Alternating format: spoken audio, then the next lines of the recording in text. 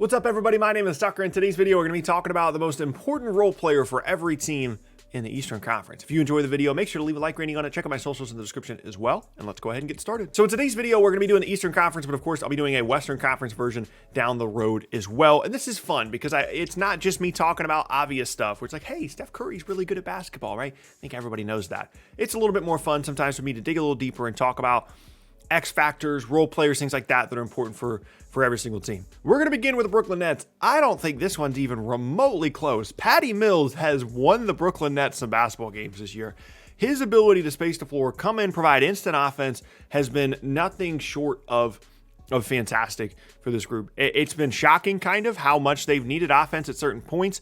But to have another guy that you can trust out there to make shots when Joe Harris is having an off night, you can put Patty Mills out there to close games if you need to. He's feisty enough defensively where he's not going to be completely awful on that end of the floor. And offensively, I mean, he can make 4 threes in a quarter and completely switch the game around. He is super, super critical to this Nets team. Next up, Milwaukee. This was a hard one because they've become such a top-heavy team over the last couple of seasons with Middleton, Holiday, and Giannis. I went with Brook Lopez because defensively he is still so critical to what they do. If they really just want to overpower you with size, they can do that when they play Lopez and Giannis together. They can go with Giannis at the 5 when Lopez comes off the floor. But his ability to space and be a good rim protector, he's one-dimensional in terms of his pick and roll coverage. Absolutely, he has to drop into the paint. But that's something that's worked for them for years. They have always managed to find a way to make Brook Lopez a really, really good defender. And as a longtime Nets fan that remembers Brook Lopez dropping 20 and 10 every single night, not 20, like 20 and 6, he'd never rebound the ball. He was not a very good defender for the first couple of years of his career and really only started being a good rim protector the last couple of seasons at the time, New Jersey and then into Brooklyn. So he is certainly improved on that end of the floor, and I think Milwaukee's found a really good way to use him as well.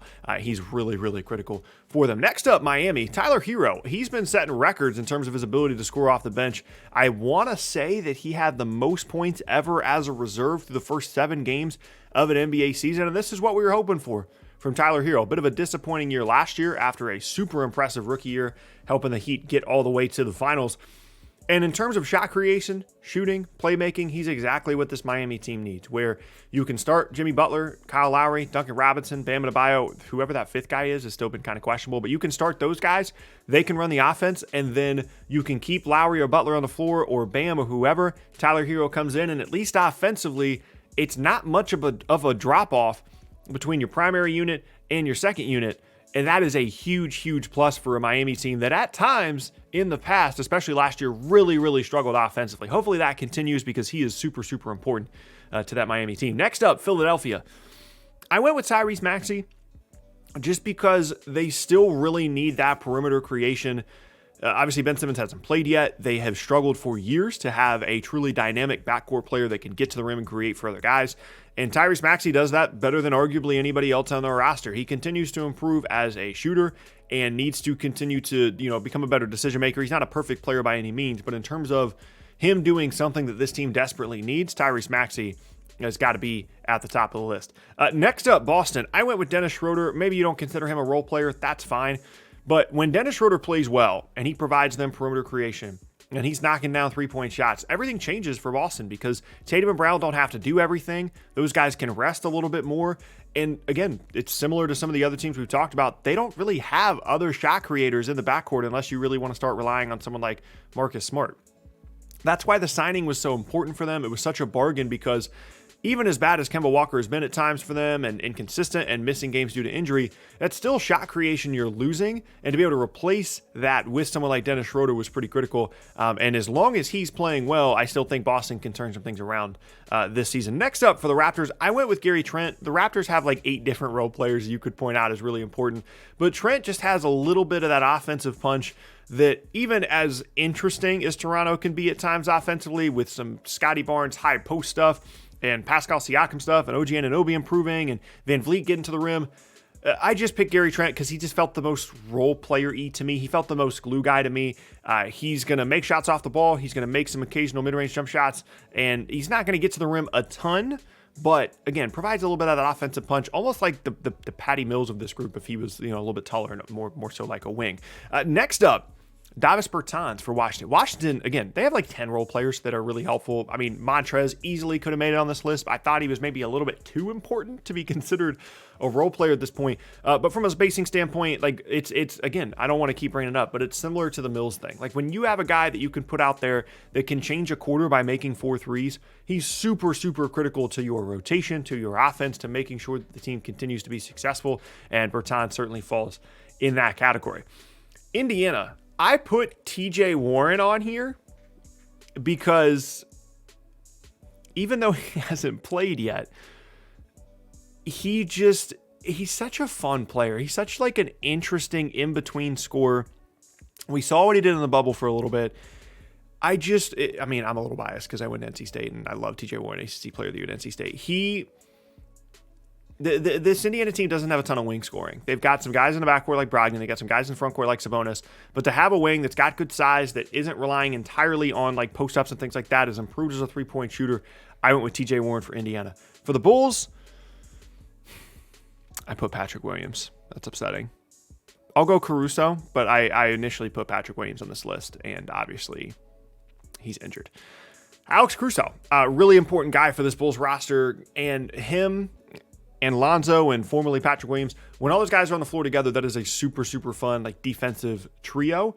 He's just everywhere. It's a guy that makes winning plays. There's a reason that he got the contract that he did, despite being, an undrafted, unknown guy when he made the Lakers roster. He makes shots, he defends. That's the kind of guy that every team needs. Next up, Atlanta, Cam Reddish. This is like a cross between important role player and like X factor guy for Atlanta.